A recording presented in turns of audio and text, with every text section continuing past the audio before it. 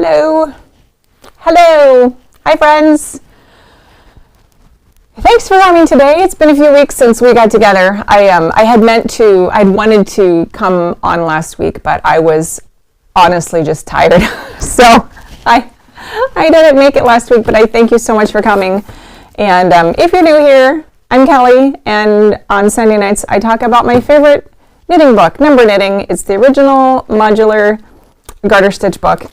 And maybe some knitting shows go into other types of knitting, but I really like garter stitch, and so that's what I like to talk about. So I've been working through the book for 8 years now.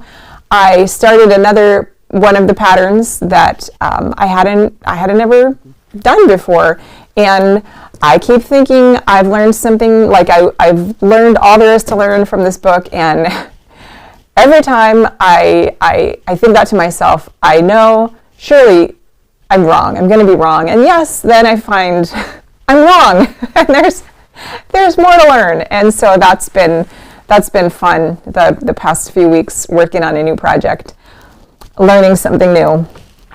Mishibi, Maz, hey friends. Yeah, I'm so glad that you're here.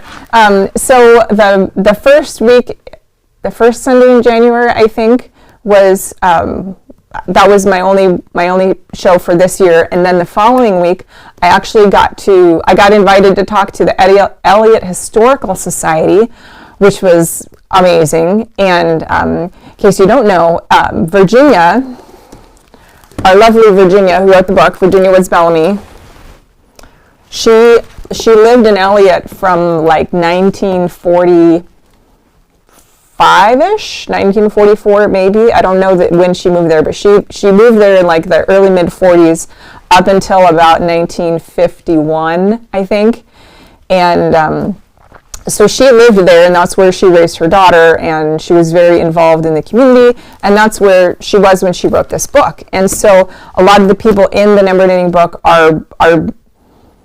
they're like historical town figures, and so she mentions dozens of people, and so I thought it would be fun to connect with the Elliot Historical Society and like share my findings. And they were very excited to talk with me. I think there was like 10 or 11 people on the Zoom, plus probably another dozen or so people in the meeting, which was pretty awesome. And some of them have even reached out to me and have been trying to like fill in the details, which is fun. Anita, hey, welcome. Yeah, so I've connected with the Elliot Historical Society. It was like an hour-long session that I did all about Virginia and number knitting, and there was like a little Q&A, and then they're working on editing it down, and they're going to post it on somewhere. I don't know if they have like a YouTube channel or if they're going to put it on Facebook. Like, I don't know where that's going to live, but I think I'll be able to give you all a link that you can watch it. Maybe they'll let me put it on my channel too. I'm not sure. We haven't talked about those details, but that's a possibility. One of the things we did talk about that I'm very, very excited about was they have in Elliot, it's a small town, and they very much want to conserve their history, conserve. I don't know which word to use there, but they want to protect the history and pass it on to the next generation. And so they're always looking for things that can bestow the knowledge of the history onto the local school children. And I told them about number knitting and some ideas that I have about teaching maybe not me because I don't live there, but like teaching number knitting to the students in the schools, because it's Elliot heritage, but also it's a really good math and, geometry and spatial awareness kind of exercise, hand-eye coordination. And so it'd be really neat to put it in the schools for the children to learn. But also they have a children's musical theater. And if you've been watching this show for a bit, you know that Virginia was an avid poet, and in the 19-teens and 20s and even into the 30s, she wrote a number of she called them, they were known as light operas or operettas, like 1 and 3 act plays, kind of like the precursor to modern musical theater. So she wrote the words, and she partnered up with other people that did like the composing and that sort of thing. And I have a few of them. I think I've got three different ones that she wrote.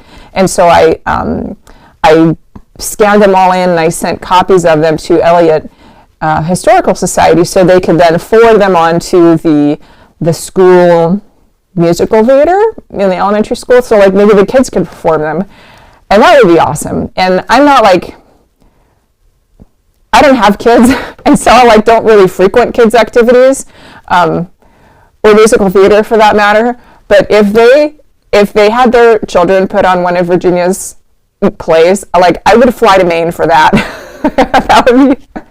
That would be an expensive and epic trip to go see a bunch of 9-year-olds or 10-year-olds or whatever doing Virginia's plays. I think that would be a hoot. So anyway, who's messaging me? Yeah, so that was really fun with the Historical Society, and they did tell me there's I'm hoping, I didn't get to go to Maine last summer. I was planning on it.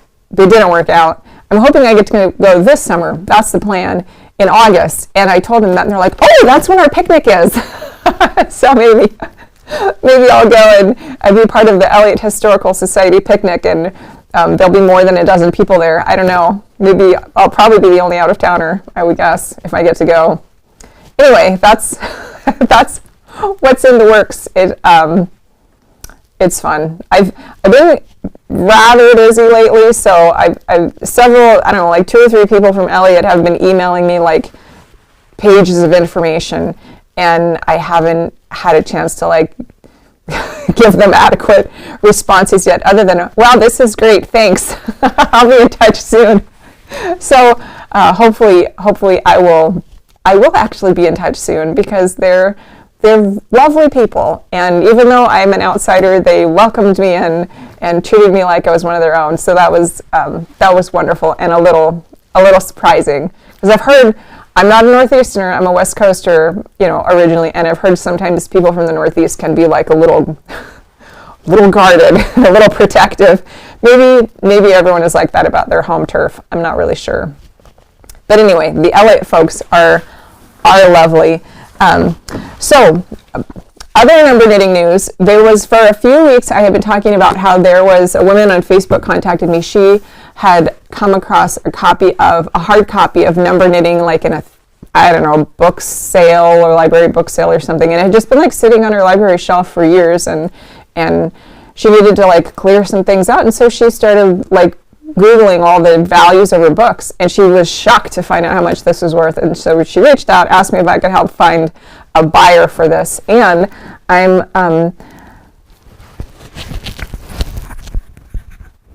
let's try this. Maybe that will be better. How's this? I'm going to assume this is a little bit better. So the woman who reached out to me I was able to connect her with a buyer in the UK who purchased her hard copy of number knitting, I think for like $200, which is more than I paid for mine. So that's awesome. So that one hard copy that was for sale isn't for sale anymore, but I think there's probably still one available on Thrift Books if you don't have a copy and you just want to splurge and buy yourself a hard copy. There's one available in the world that we know of. Yeah.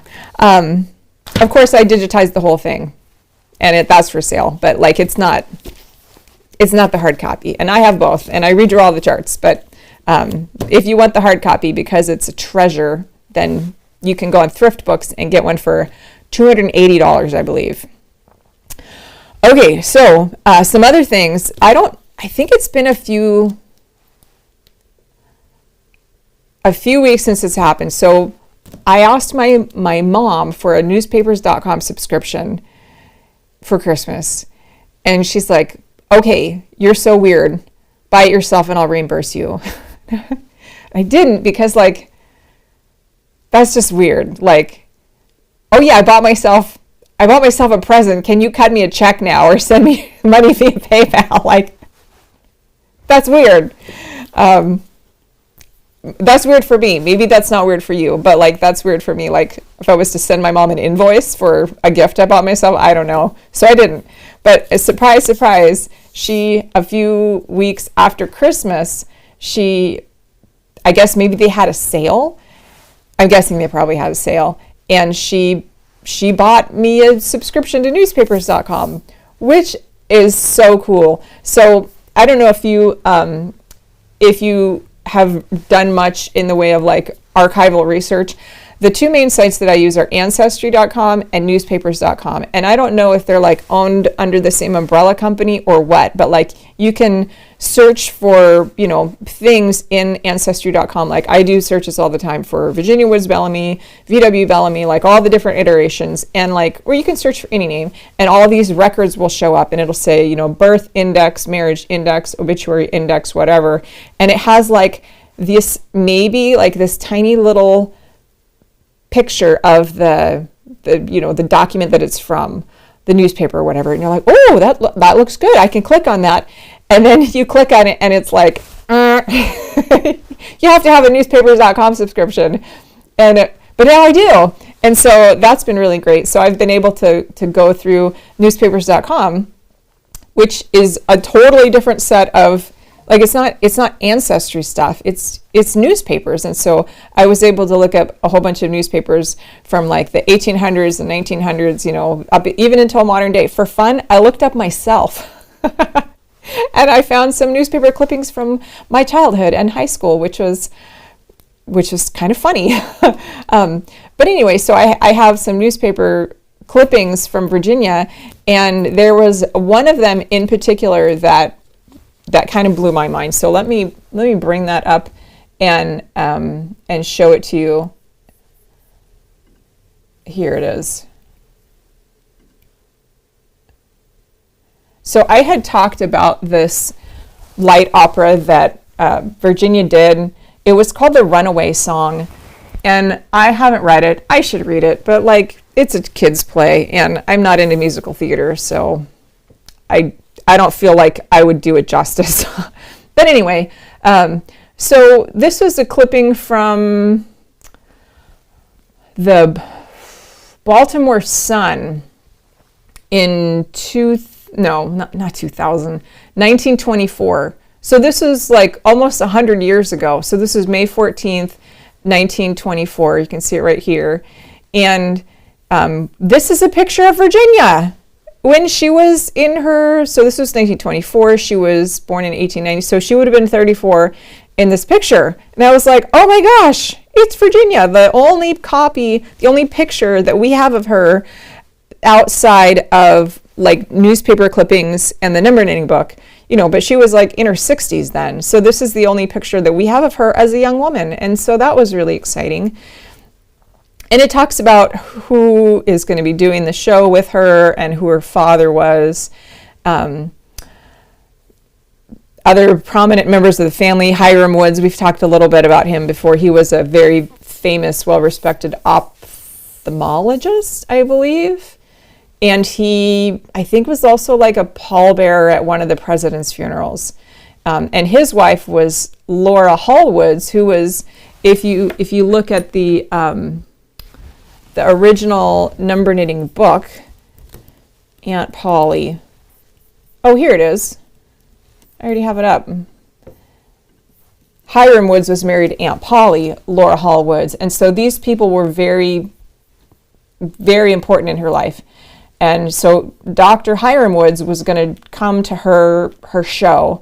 And where this was taking place, this was at the Friends School. So the Friends School was the school, it's like a Quaker school where Virginia went to school as a child. So her father had a pastorate in, I don't remember where, somewhere in New Jersey, I think. And when they moved to town and he took that pastorate, Virginia went to the school, Severna Park. That's right, Severna Park.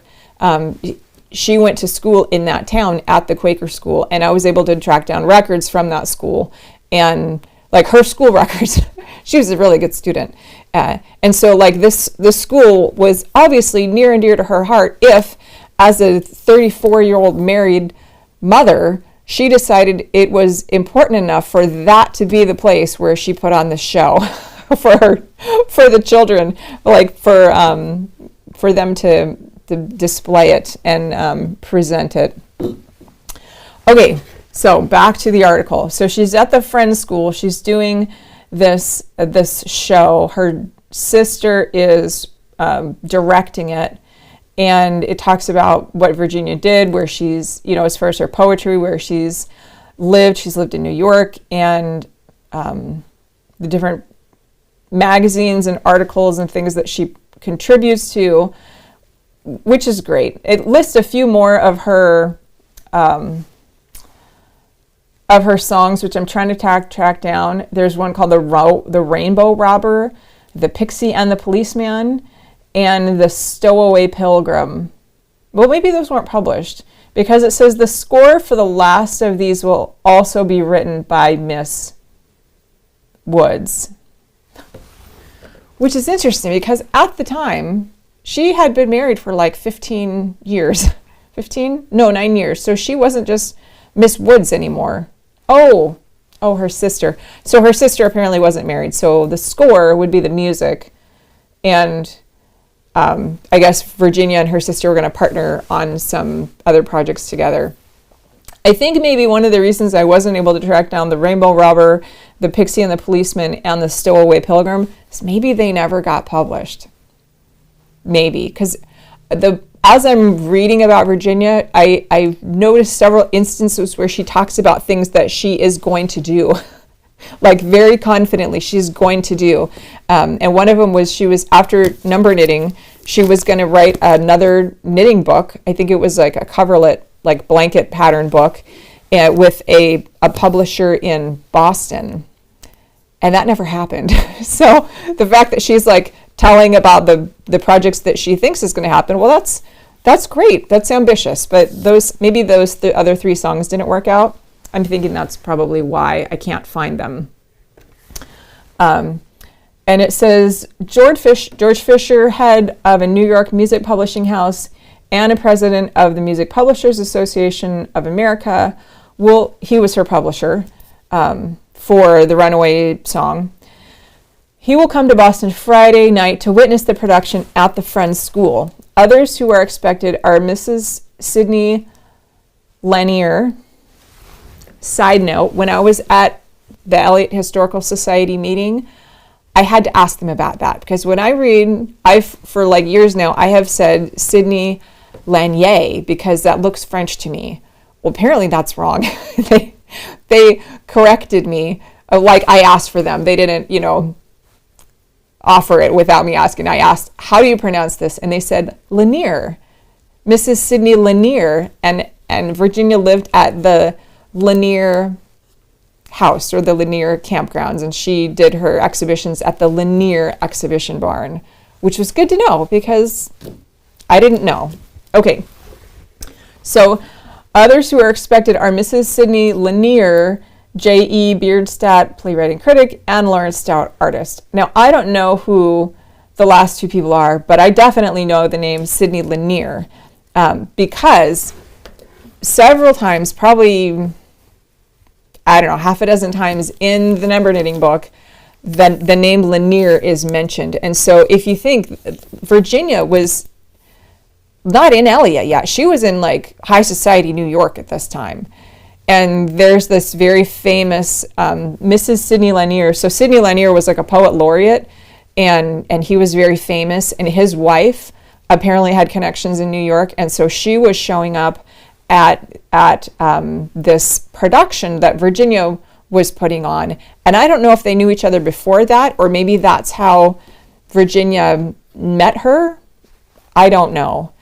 But what's interesting is that between 1924, when this production took place, and then like almost 20 years later, a lot happened in Virginia's life, and she ended up moving to the property owned by Mrs. Sidney Lanier, like living on the house on the property.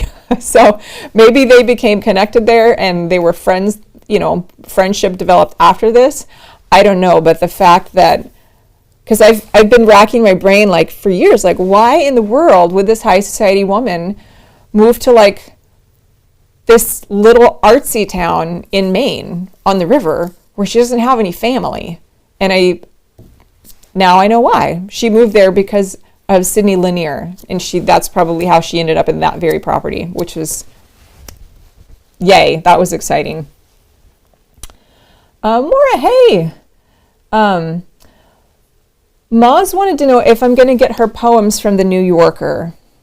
I have, I think, a couple of them. However, the New Yorker is still in business. So if I wanted to get her poems from the New Yorker, I would need to have a paid subscription because they're still on the website. Like you can still read all the articles from like 100 years ago if you pay them. And I don't know anyone with a New York Magazine subscription. Do any of you have one? I don't know that. I have so many other things I've been trying to track down and pay for that the New Yorker magazine has been sort of like lower on the totem pole as far as like priority level. I probably will in time. I just haven't got that far. I recently discovered all of her short stories that are available in a magazine called The New Outlook that was published by or edited by her husband. And there's like 100 of them. And I've read probably about 25 of them, but it's just a lot to go and like find all the different places that she was published and then get all the different articles and short stories and everything. Because friends, she was prolific. She wrote so much for decades, and it's shocking to me that like she's not more known in like American literary society because she wrote so much. And like this was a big thing, but like this was just one knitting book. You know, she wrote a few pamphlets, but like the poetry and the short stories that she did, that was like 30 or 40 years that she was doing that. So that's just a lot to track down. I did find recently there was a song that I'm trying to track down. It was called Red Skies Over a Wigwam. I found a university that has it, and I think it's in Texas. And I thought, oh, I'll get an interlibrary loan. Because, you know, sometimes the universities and libraries around the country, they'll just mail me a 100-year-old book. And, you know, they'll have a note on it that say, don't take the sticker off. And they'll just like ship it to me or to my library and I pick it up. But like this one, Red Skies Over a Wigwam music, it's sheet music, they won't send it to me. So my next order for like tracking down her works is to contact the University of Texas and find out like how many dollars I need to pay their special archival, special collections department to retrieve that from storage and scan it for me. I don't know, because some universities, it's like, you know, $20, but others, they're like, oh yeah, that's going to be like $65 for like a page. Like, okay. So Red Skies Over a Wigwam, I think is the next one I'm going to get.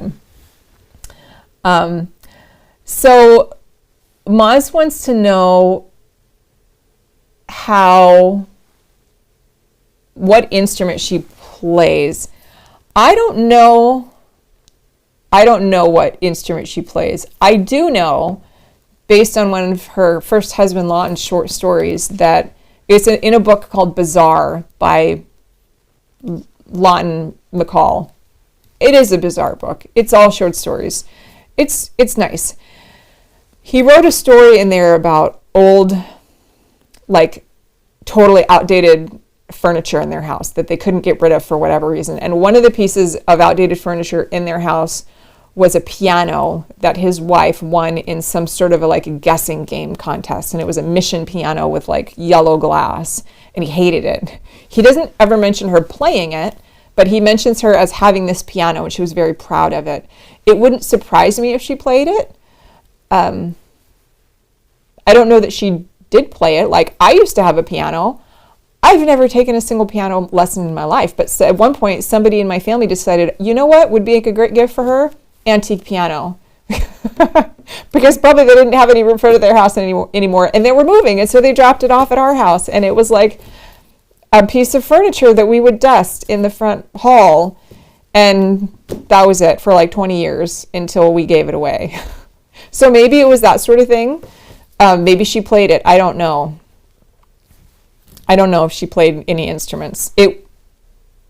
I imagine she probably did a bit, because like a lot of people 100 years ago played music. I think that was much more normal in society than it is today. That's my guess. Not all of the things. The New Yorker magazine is not covered in the newspapers.com subscription because it wasn't a New Yorker, it was a magazine. And what's interesting about that is like a lot of old magazines you can find them on the web archive, which, I've spent untold number of hours in the web archive searching for old stuff, but like those are generally out, like those publishing houses are generally out of business, but the New Yorker is still going. And so like, I guess all their old stuff is still under copyright. I'm not entirely sure. I don't know how that works, because you may have heard recently that Steamboat Willie from Disney was recently released into the public domain. Not Mickey Mouse, but Steamboat Willie. And so now all the graphic designer, print on demand type people and all the people that want to sell Steamboat Willie merch, they're like, oh my gosh. So I don't know what the cutoff is for like when something enters the public domain. I do know when I was doing my copyright research for this, the U.S. Copyright Office had me do it's called a copyright transfer search. And so they went through all their records to see if anyone had ever renewed the copyright on this book. And so I'm guessing there are ways to renew copyright. I mean, up until a certain point, because I'm thinking if Disney had been able to keep Steamboat Willie under copyright protection, they probably would have. So I don't know what that cutoff is, because I'm not a copyright attorney, thankfully. Oh, thankfully. Ma says I do have to pay for the archives of the New Yorker. Yeah. Oh, and she also says to write a score, one must have an understanding of music theory.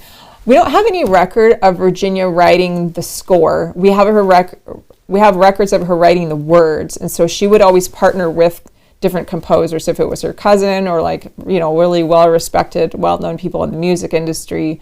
Like she was the lyricist and they would do the music part. But I do know, I have a record from, I think it was Castine, the Castine Women's Club. It was either the Castine Women's Club or the Castine Historical Society. So after Virginia left Elliot in like 1950, 51, she moved to Blue Hill Falls, which is, I don't know, half an hour, 45 minutes away, lived there for a bit. And I think in like 56, she moved to Castine, where she spent the rest of her life. So she was very involved in the community, in the women's club, and I found some old newspaper clippings, courtesy of my newspapers.com subscription. Thanks, Mom. And they talk about how she was part of the music committee, and she, attended luncheons, and she was a member, and she was like, kind of like all over the goings on of Castine. And so she was a member, like she was on the music committee. Like I know she loved musical theater or operettas or whatever they were called back then. Like that was a big deal to her. But if she was on the music committee, I would venture to say that like she probably knew how to play music of some sort. Yeah, so that's some of the research I've been doing lately. How are we doing on time? Oh, 6:29. We've got plenty of time. Okay, so another thing I've been researching lately is sizing, garment sizing. And I remember my grandmother telling me years ago, and she was always a pretty fit woman, and I remember her telling me years ago, when I got married, I was a size 10, and this was like in the 90s, and I was like, really? Because a size 10 in the 90s was very, very different than a size 10 in the 40s. And I didn't know that at the time. And yeah, so I found this article. Let me bring it up here. This is the best article I found, and there's a link to this in the description. The best article I found about sizing, like from the medieval era up until modern day, and it's lengthy. It's quite an article. They did a lot of research on this, and it's even got like footnotes and everything. It's all like academic, and all like a lot of the stuff on the interwebs that's just, I feel like people have made it up and then filled it with ads. But this is not like that. This is like very, very educated writing. But what's interesting to me is there is a section in here where it talks about how the men's clothing in like the Western, cultures and the Europe and the US, it was standardized because of the need for military war uniforms. And you need thousands of them. And so you got to like put people in standard sizes that generally fit everybody good enough.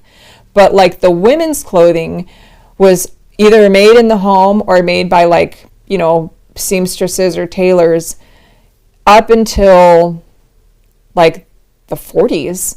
And so it got me thinking about like when Virginia was a young girl, I think her parents had 4 kids and dad was a pastor. I don't know if they had a lot of money or like, I don't know about that because, if you have a lot of money, you probably have other people to do the work like cooking and sewing and all that.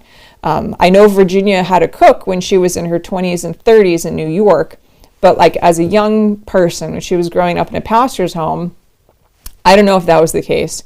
So I don't know like what her education level was like in the domestic sphere as far as like, did she have to learn how to make her own clothes? I'm not sure. I do know that when she was a young person, she referred to knitting as like drudgery because it was and tedious because it was, it was boring for her. So I don't know if like as a young person, she would have developed the seamstress skills that probably a lot of other women in her generation did.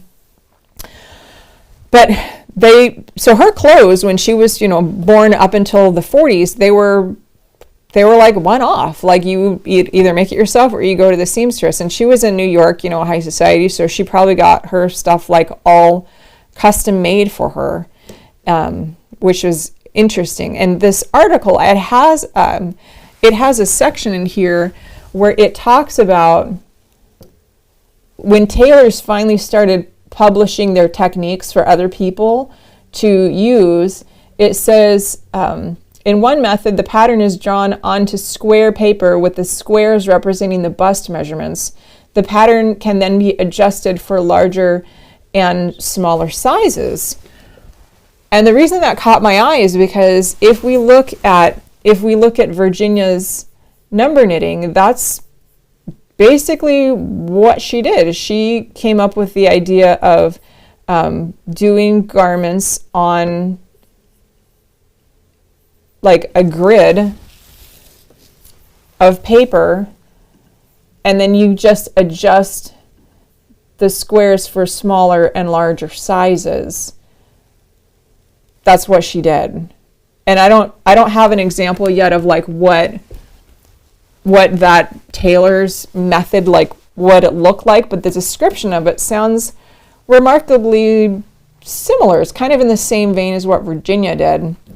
And so I wondered if like when she was living in New York and, she was getting clothing made for her by tailors or seamstresses or whoever, if they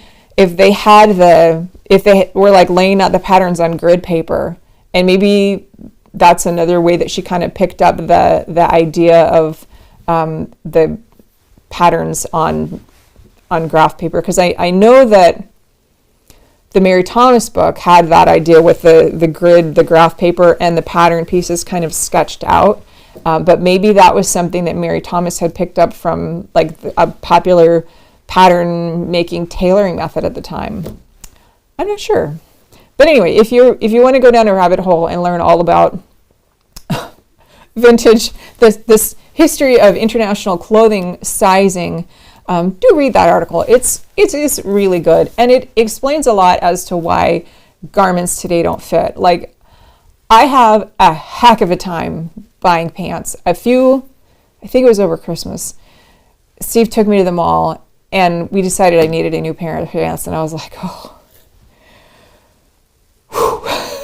like, work myself up to have enough courage to go try to buy a pair of pants, because no joke, I went to like 7 stores and none of the pants fit. And then I finally got one pair that I thought was going to work, and I bought it. And I got home, I tried it on, and he's like, those don't fit you very well. I'm like, oh, but I spent 3 hours at the mall trying on pants.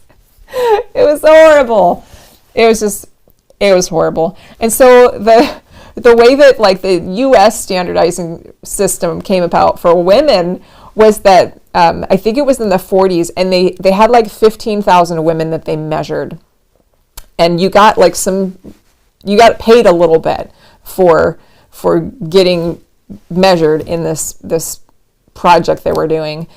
And so they measured 15,000 women, but if you were going to get paid a little bit to get measured, you're probably poor. And so it was, probably a lot of poor women that were doing it. Maybe they were malnourished, being like during the World War II era when there was like rationing and stuff. I know that generally people were thinner back in the 40s. And so, poor people in the 40s would probably measure very different than poor people in America today. So anyway, the article said that they measured 15,000 women, and it was mostly to like get standardized measurements so they could make Air Force uniforms and military uniforms for women. And so they were like, I'm guessing younger women, like, as you get older, the shape changes of a woman's body. And so, the same woman at 25 is going to probably measure pretty different than the same woman at, 55.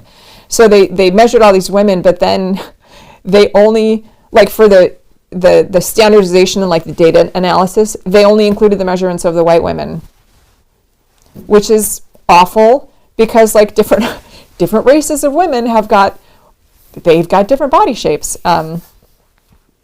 So that's part of the problem, is that they didn't include all the different types of women. And I gotta think that a lot of the sizing issues, it seems like the article said it was based, for men, it was based on like a chest measurement.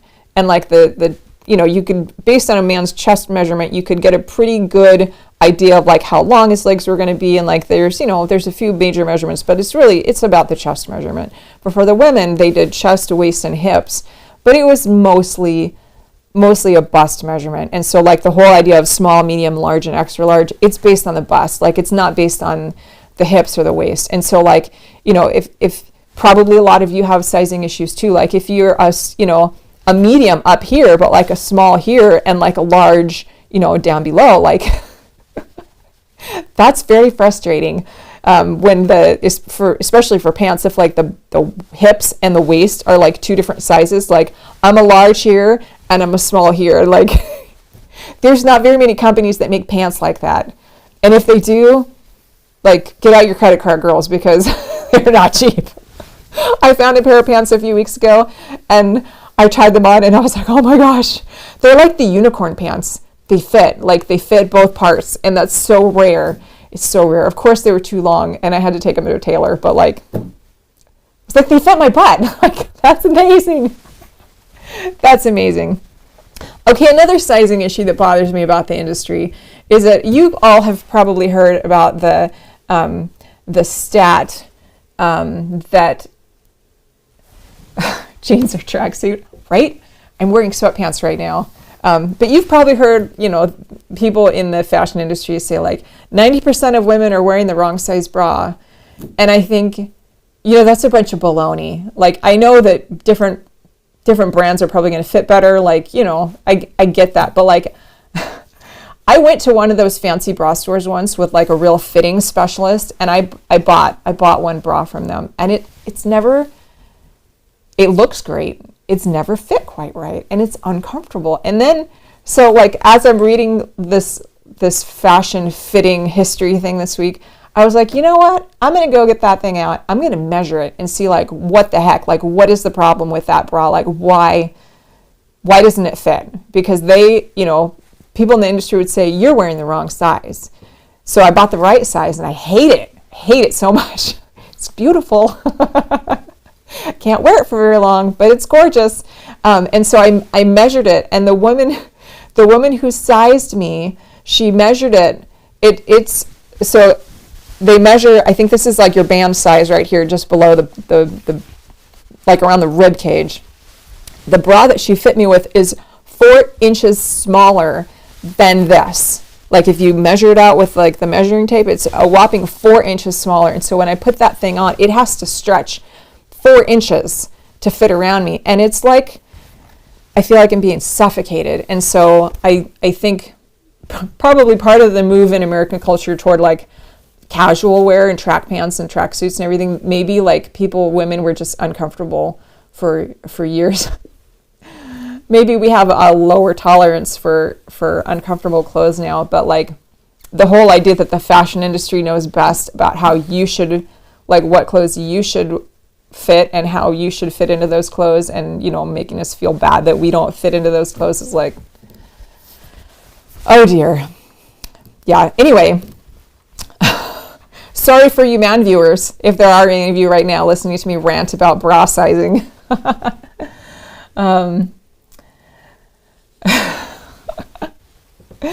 Yeah, and the same thing with shoes. Like I've been on this journey like toward having my healthier feet the past year or so.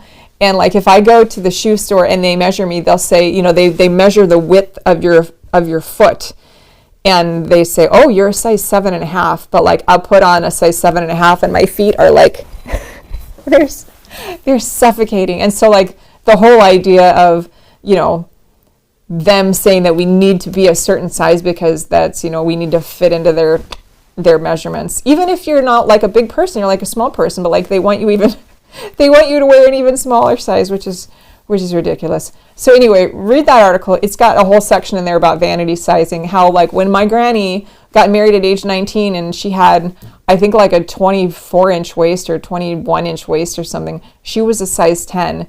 And so that same size body now would be like a size 00. And so the sizing keeps getting adjusted in order to make people feel better, I guess.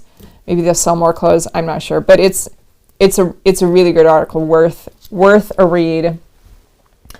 Morris says sweater patterns from the 1940s had considered a size 36 bust was a large and had virtually no positive ease.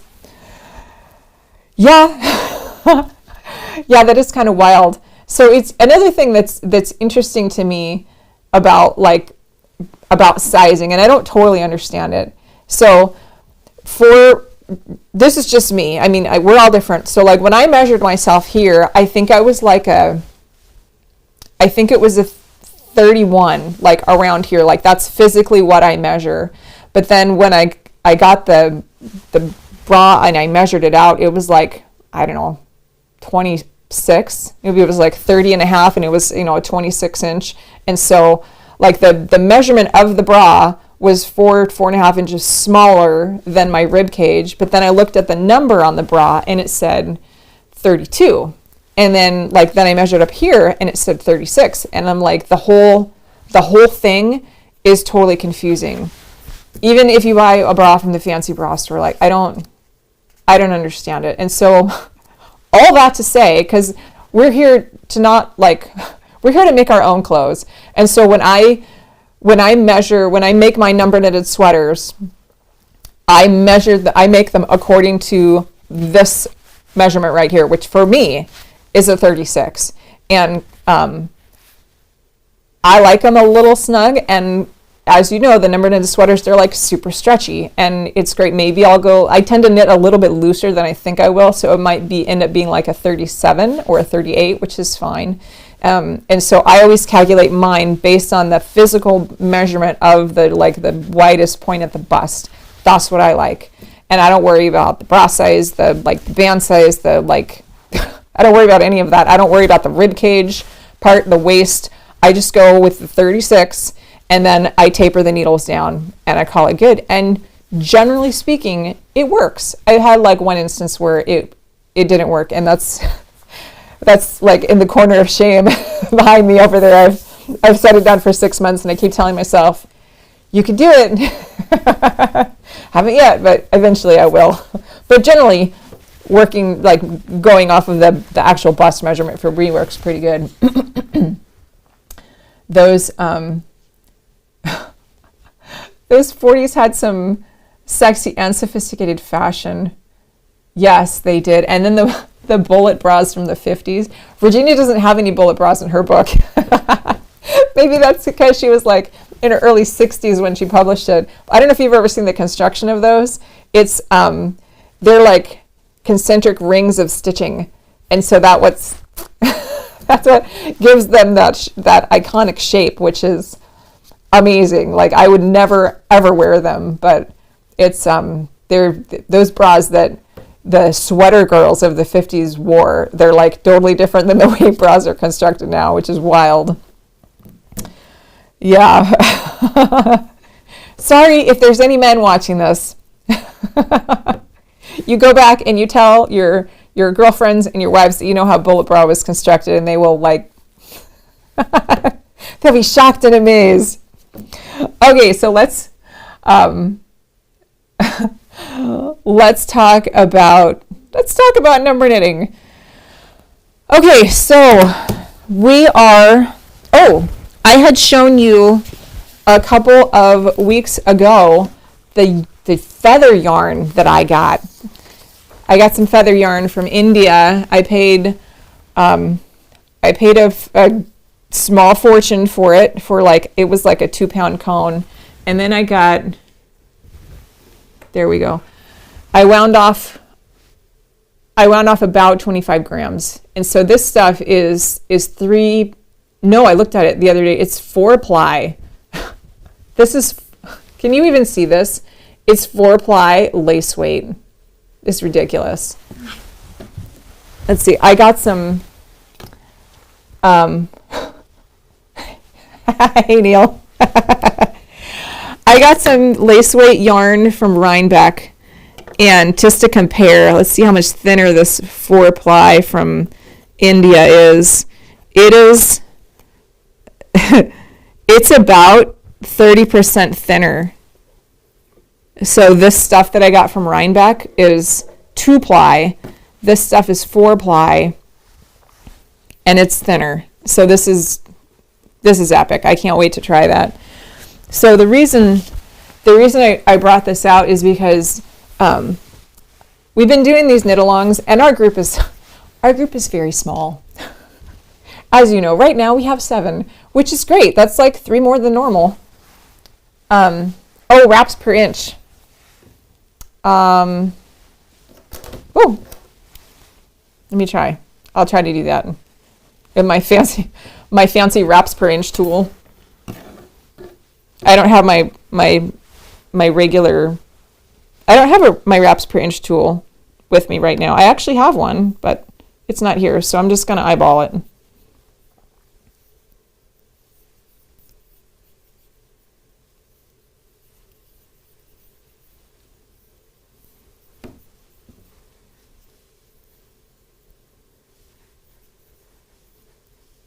That's probably like 0.6 inches. So let's see how many wraps that is. It's 5, 10, 15, 20, 25, 26. This yarn is probably going to be about 45 to 50 wraps per inch. So the yardage on this it's amazing. Yeah. So we do these knit-alongs, and sometimes, usually, because we're a really small group, which is fine. But like if you do the knit-along and you like post a picture of it or message me a picture of it, the chances of you winning are like really high. And so for the knit-along we did for last quarter, one person knitted the hat. And it was Anita. Yay, Anita! So Anita asked me, because normally I'll do like a mug or, something, a giveaway. But Anita asked me if she could have some feather yarn. So this is for Anita. I was shooting for 25 grams. It might be like 24 grams, but anyway, this is going to Anita. Good job, Anita. So if you want to do the knit along, you can win a prize, and the chances are really high. Yeah. Hey, DJ. Yeah, it is cobweb weight, but it's like, the cobweb that I've seen is like fluffy. It's very lofty, and this is not that way. It's almost maybe it'll bloom a bit, but it's because it's feather fluff, like each individual ply of this is very tight, and then they plied them, and so it's a sturdy, it's a very, I think it will knit up nice. I think I'm going to do it on size 1. Maybe size 0. I don't know. Maybe size 2. I'll have to swatch and see. I don't know what I'm going to do with it yet. It's going to take forever. It will take forever. Yeah. So you all decided for our knit along for first quarter? I don't know. Maybe we'll do it for 6 months. Maybe that way more people can participate in the knit along. Oh, there we go. You voted, and we want to do the Hampton sweater. And so I finally got the Hampton sweater pattern together. There's a link down in the description, and it comes with the man's version and the women's version. And so if you downloaded, these are the patterns from the book. You got the 2 different versions. This one here with the little sleeves is this black one. And then you notice this other one has like a boat neck to it, or like a ballet neck, and that's this one. And it's really not clear from this pattern because it's not said so, but this neck border goes with this. So these 2 go together. And I did redraw the charts for these some years ago, and so you've got better charts now. I also didn't indicate that these 2 go together, but they do. Let's see, does she indicate yeah, she has the needle sizes here for what needles you should use, and I did the same. Oh, someone just downloaded it. That's nice. There's also the man's sweater. And this is when I was trying to like relay out the whole book again. I made a new layout for it. And this was what I came up with. The man's sweater is basically just a vest. Yeah. But it's the same idea in that you've got mitered squares. The man's vest pattern goes in like a zigzag, whereas the women's, it goes in like a kind of a V pattern. Yeah. So a few weeks ago, let's see, that one. A few weeks ago, I decided to make a Hampton sweater, and I was like, this is going to be great. I think I've got enough yarn. I'm going to just go for it because I have, like, I know a lot of knitters have got those nice little cubbies, and they can like see all their yarn, and it's like, it's a more appropriate storage than what I have. I have a bookcase that like leans against the wall and it has open sides. And so like things fall out, and like I can't really stack things up very well, and so everything is just kind of like precarious on there, and it's not organized. Like, and when I buy yarn, I don't buy sweater quantity. I usually buy like one skein, and then I'll make something and I'll be like, oh my gosh, I ran out of yarn. Like, what a shock, because I only bought one skein on vacation. And so then I'll buy like one more and, repeat that. So I've got like 100, single lonely skeins of yarn. Anyway, I grabbed one of those skeins and I thought, I'm pretty sure that when I bought this, I bought more than one. Like, I didn't verify. Like, why would I do that? And I just like cast on. Anyway, I got pretty far into the front of a sweater, a Hampton sweater. And so this is, if you look at the sweater, it's like, which one? I think I was doing this one. So there's like 20 squares, and then for the front, 20 squares for the back, and then the border. Yeah, which is fine.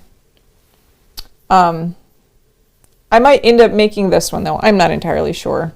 But anyway, so I started this Hampton sweater, and then I get to here, and I don't know if you can see this.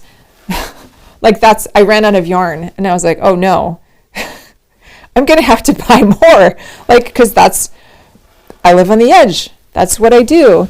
And then I was in my office / yarn chaos room the other day, and I looked and I saw this, and I was like, oh my gosh, it's a miracle. Because I was even like scoping out people's Ravelry D-stash pages to like see, if I could find a deal on this, because it's not like, this stuff is like $8 a ball. It's not like it's going to break the bank or anything.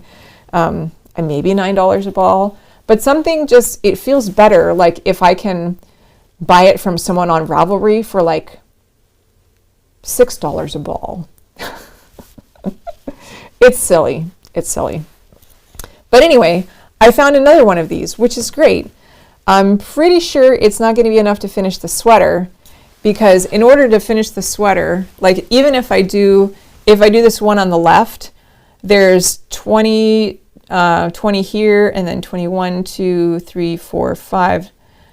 So it doesn't matter which sweater I go with. I'm still going to probably need at least another 2 skeins, not just the one that I have.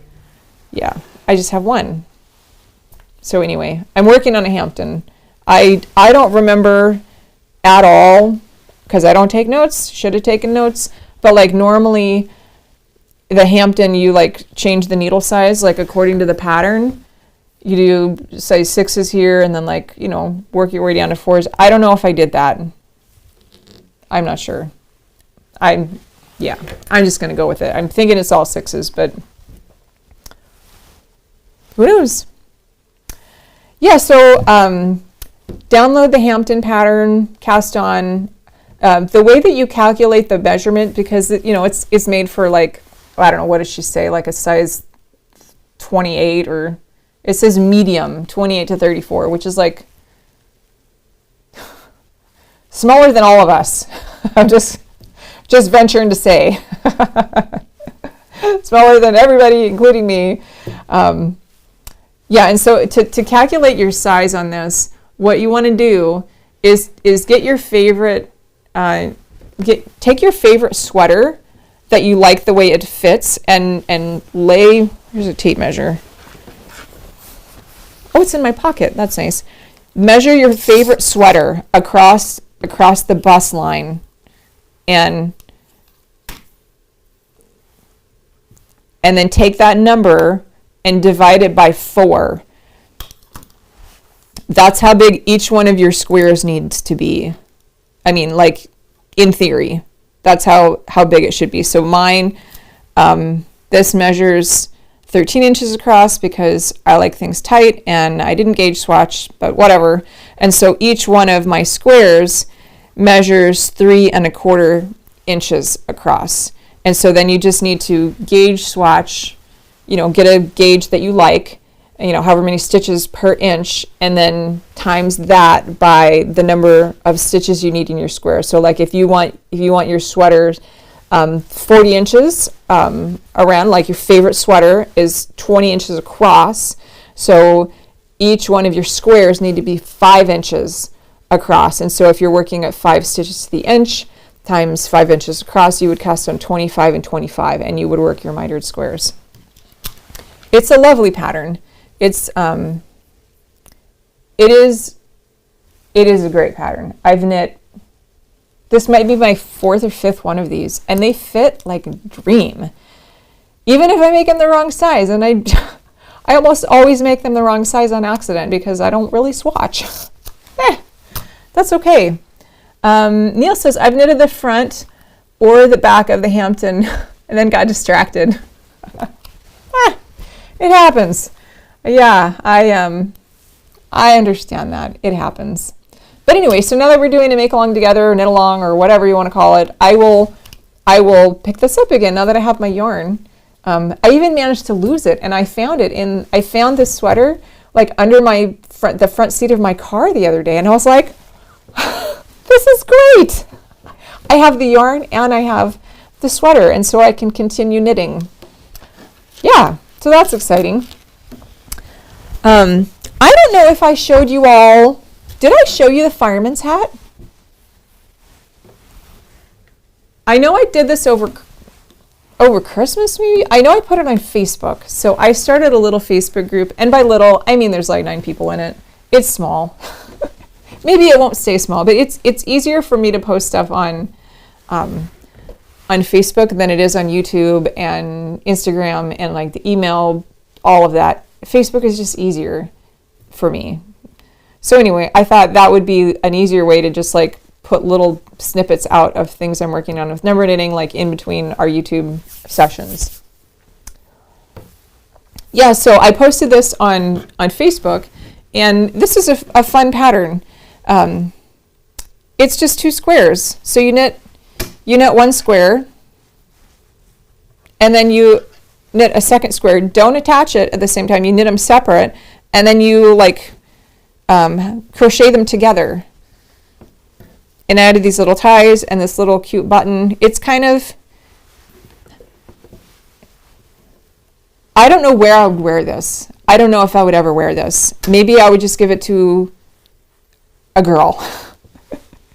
But anyway, it's a fun little hat. It's a whimsical. It's certainly functional because it's got these ties, and it comes down over the ears, which is nice. Like a lot of beanies, I find that the style is good, but like they don't cover my ears, and so I'm always tugging them, which is kind of annoying. Gosh, I feel like I need a grown-up to come help me tie this. In the book, she says you have like a little button that you put on, and I was like, I'll just do ties. But now that I have this on and I see it, I'm thinking, well, this looks like it's for a child. Oh dear. The one in the book is for a child. It is, because it's sized for a child. It's pictured on a child. There's a picture in a magazine that I found where there's a model wearing one of these, but it's black and it's trimmed in white Angora, and it actually looks pretty elegant. There we go. Get your hair together, girl. Oh, it's a lifelong struggle. Let me show you that picture that I found. Of course, now I can't. Anyway, if you go in the Facebook group, there's a link to that below. I posted a picture of it. I think it looks to be taken by the same photographer that took the high fashion photos in the book. There was 2 photographers listed. One of them was Douglas Armstrong, who was a local guy, but then there was also this other very famous fashion photographer that took the high fashion photos, like the ones on the front. And the picture of the model wearing the grown-up model wearing the fireman's hat was this woman, and I would venture to say it was probably taken during the same photo shoot as all the other the other number knitting photos, because I mean, same hairdo, same model, same. There was a few months before this was published, before number knitting was published, Virginia was in New York doing a fashion show for number knitting stuff, and I'm guessing that these models here in the book were probably the models that were, you know, modeling her stuff in the fashion show at in New York in, like, I think it was like September or October of 52. Yeah, so that's Fireman's hat. It's fun. Please, oh, please put the information from the yarn in the notes. I'll check my group to see if anyone has it. Oh, okay. Yeah, I will do that. It is Elizabeth Lavold. It's silky wool. I discovered this stuff years ago, and I love it. It is 45% wool. Nope. 35% silk, 20% nylon. Silky wool. 50 grams.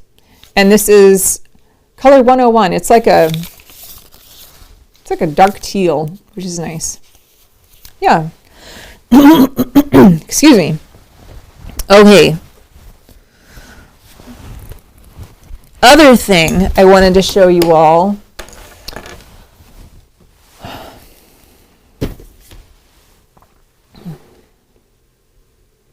There we go.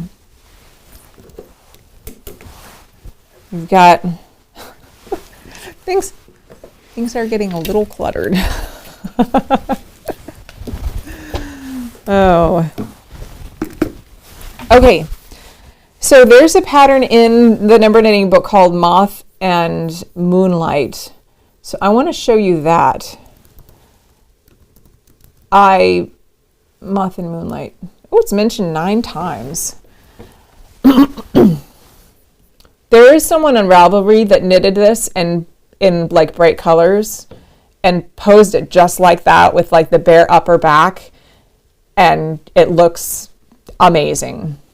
Perhaps a little chilly, but like she posed it just like that, the Ravelry knitter, and it's great. And so this is kind of more toward, well, it's like halfway through the book, but it's one of the more advanced ones as far as the flat designs. She says, the Moth and Moonlight shawl wrap hanging from the beams of the Lanier exhibition barn at Lanier, Elliot, Maine, where tension was strong on the units for more than a month, yet the delicate fabric held its shape when it was taken down, shaken and folded with no further treatment. And she also says in here that the knitter, let's see, because of its apparent difficulty from the standpoint of knitters, it was tried out by an expert knitter who was one of the first and most generous enthusiasts for number knitting. The wrap is now several years old, has hung on many a wall and been exhibited often, stuffed into bags, mislaid and forgotten, yet appears to have been completed within the last hour. The knitter had no directions beyond the moth, outlined on graph paper with unit designs in color. The order of the knitting these units she worked out. All she knew beyond that was the number of stitches and ridges to a box on the chart. And so if you just look at, because this picture is in black and white, it really doesn't do it justice. I went through and I added color to it, to the chart, to like really make it more apparent, like which color things are supposed to be. And this was knitted by Julia Vanden Bogard of New York. I have looked and I have not been able to find anything about her. Yeah. And this says you're supposed to use superfine yarn, weight 9 ounces, 6 yellow and 3 gray. And you're supposed to knit on size 10 or 11 needles. And I mean, that can work. Like, I've knit lace weight on size 11 needles, but it's really not fun. And it really, like the lace weight, if you're going to do that, the yarn has to be like kind of lofty, because if it's just it's a very slick yarn, it doesn't have all the fuzzy halo, it's just going to it's going to get snaggy. And so if you're going to knit the fine yarn on the big needles, it really needs to have some fluff to it. So when I was on one of my travels, I don't know where, because we go a lot of places. But I was on one of my travels, and I was in a yarn shop, as one does when they travel, and I saw this yarn in a basket, like in the clearance section. And I love the clearance section, because I love saving $2 and then being in a panic because I run out of yarn, but whatever. So I found all this yarn on clearance. It was like $2 off per skein though. And I counted up all the number of skeins that they had. And, I've looked at all these patterns so much. I know generally how much yarn they all take. And I was like, I think that's the yarn for Moth and Moonlight. I think they have just the right amount that I need in this clearance basket of both colors. So I was like, yes, I'll take it. Anyway, so I got this yarn for like $7 a skein, which, I was pretty excited about. And it's an interesting yarn because it's a chain yarn. Chain at like an I-cord construction sort of, but it's got like 2 stitches. And this yarn for Fireman's hat was a similar kind of a chain construction, but it was like chunkier. But this is it's very lacy, it's very fluffy, it's very light. It's you could knit it comfortably on size 10 needles and it just works because of the way that the yarn is constructed. It's not a plied yarn, it's like a chainette kind of yarn.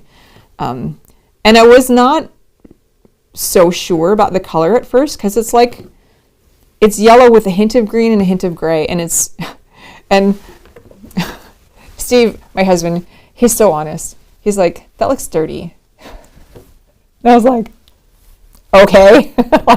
Well, I own 6 skeins of it now, so. Oh, man of honesty. Should square 8 be yellow? Square 8. Let's see what he's talking about. Square 8. Should it be? I don't know. Oh. Huh. Well, thanks for that. I charted this wrong, didn't I? Okay, let's see what I did.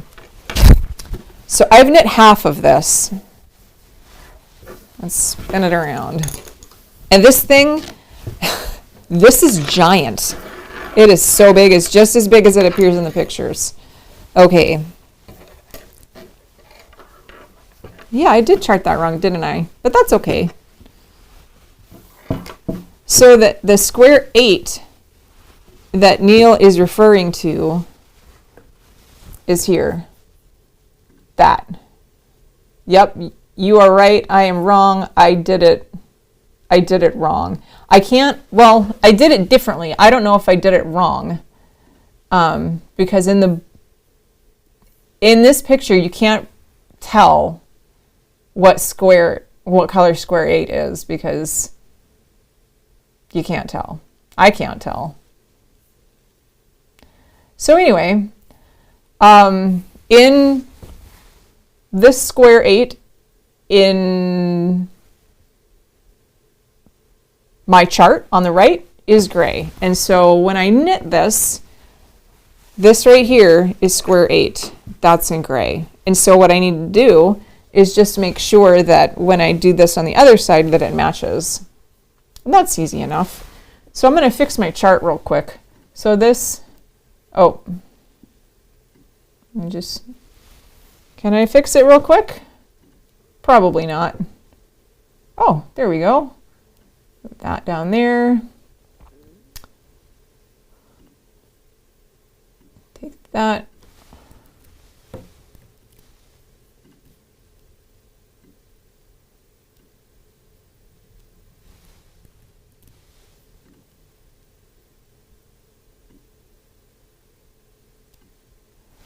Well, I will figure that out at a later date.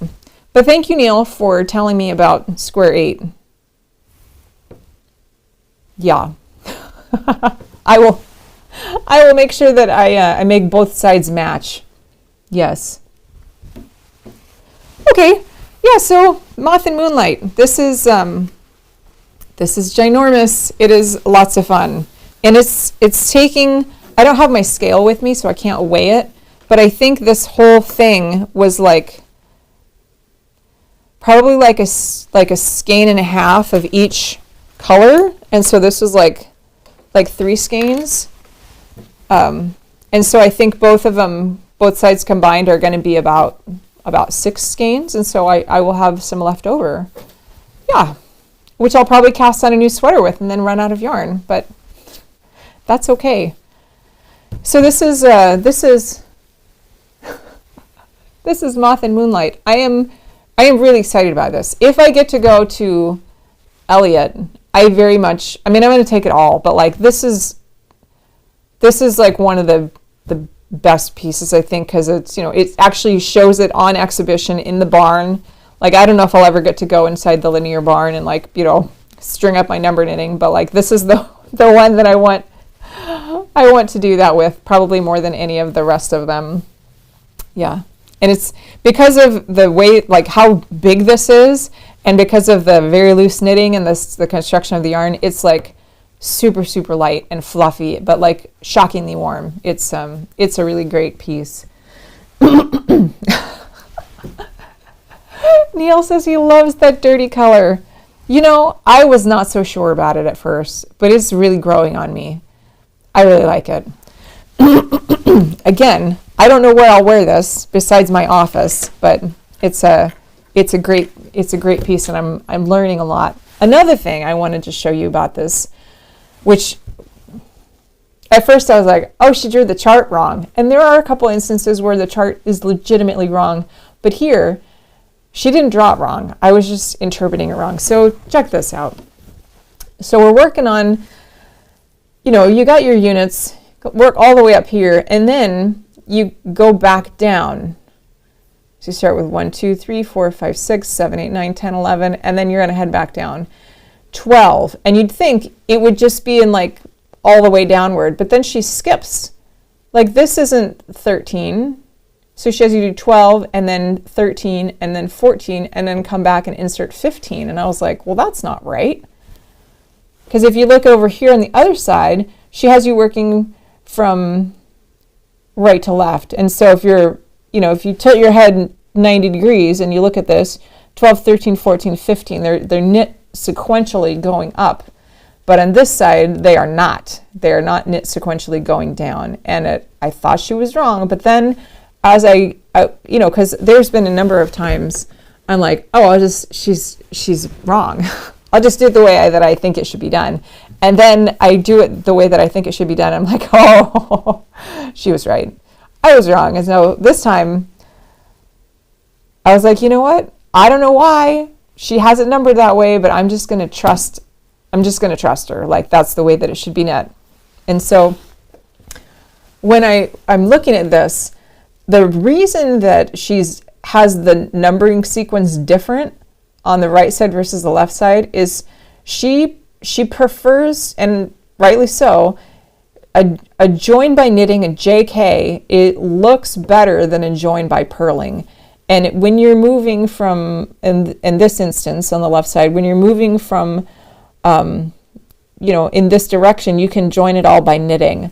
But when you're working down this way, you would have to join by purling if you want to always join at the end of the row. That being said, if you wanted to join at the beginning of the row, you could join by knitting, but like I decided to just do what she said. I knit unit 12, I bind off, break the yarn, I knit unit 13, bind off, or no, just decrease, break the yarn, and then I come back in unit 15, join by knitting to unit 13, and then join by knitting to unit 15. And it works great. And I understand now why she did that. So if you look this is unit 12. This is unit 12. And then she has you come all the way down here, knit unit 13. And then keep going, knit unit 14. And then come back up here, and the last unit on this side of the shawl is unit 15. And so you join by knitting on this bias line here. And it works out. It's a little, the stitches are, I don't know if you can see it very well, the stitches are a little bit more,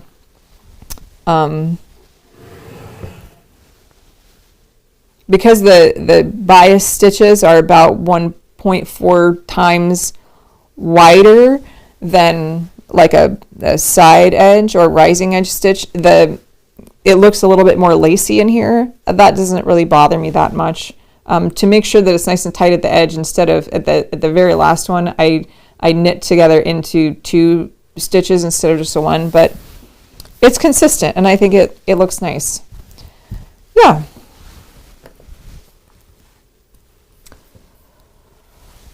I think that was all that I had to share with you tonight. Yeah. So be sure, if you don't already have a copy of the number knitting book, or even if you do, click down below for the Dropbox link for the Hampton shirt for men and women, and that has both of the new charts in it. Yeah, I'm so glad that you could come tonight. I appreciate it. I know last year when I started this, I was doing it every Sunday, and then I got tired. And so I switched to every other Sunday, and then sometimes I still get tired. So I know it's not like a really regular thing, but barring any travels, that every 2 weeks, it should still work out for me. So I'll probably see you in 2 weeks. Be sure, if you use Facebook, I know not everybody uses Facebook, but if you use Facebook, join the number knitting group. There's a link down below, and maybe you can start sharing your photos of your stuff, because right now I'm just like the only one posting in there, and other people are like, wow, that's pretty. And I'm like, come on, post. That was my vision for the Ravelry group, but like Ravelry is kind of like, it's fizzled and it's faded out, so I'm thinking Ravelry is going to be more like an archival kind of a thing, and that's where like all the patterns are in the the Ravelry database and all that. So there's a lot of history in the Ravelry group, but like people don't check Ravelry every day, and they surely don't check a Ravelry group page every day. So, but people are probably on Facebook every day. So check when you're on Facebook. If you join the group, you'll get the little notification, and post your stuff and let us see what you all are working on, because I very much want to see what you all are working on. And I know sometimes people will email me and message me. I love that, but like, there's other people, like we all want to see what you're working on. So please do post in the Facebook group and show us your stuff, and we can help each other out. Like Neil did today for pointing out that I had my colored chart wrong. So thanks for that. Yeah. All right, friends. I think that's it for me tonight. I appreciate you coming, and I hope that you have a great week. And I will see you next time. All right. Bye.